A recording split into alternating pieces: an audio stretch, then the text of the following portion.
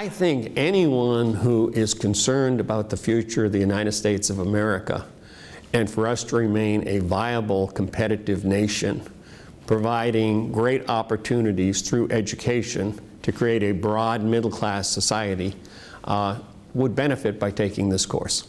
Just as recently as 2000, there wasn't a nation in the world that compared to us in terms of what share of the population graduated from college. Just in the last 14 years, 12 nations now have a significantly higher percentage of their population going to college. If you look at the most recent 3 years, the United States ranks third in the world in terms of new patents. Japan is number 1, Korea is number 2, and now we're number 3. And we used to point at the Japanese and Korea and say they're borrowing all of our technology. They have become the source of new knowledge. There are a lot of frightening stats out there that would indicate that we're in a critical position going forward. We need to wake up to see just where we are in terms of global competition and kind of rekindle our spirit, refocus our energy, and get back to where we were 40 or 50 years ago. One of the big issues in America, our society is changing so rapidly.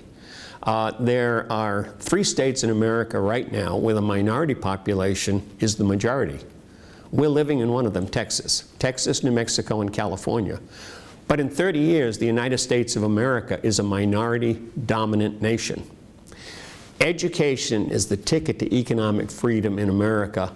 And if there's one message that they'll get out of my certificate program, that's the path for greatness for America, is to make sure this next group of leaders has the same educational attainment that my generation had, because that's the only way the United States stays competitive.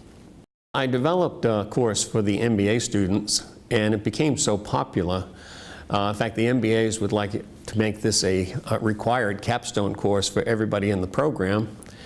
And then I had several of my friends in the business community ask if they could sit in on my class, and they encouraged me to take this to the general community. So I met recently with a half a dozen people out of the business community.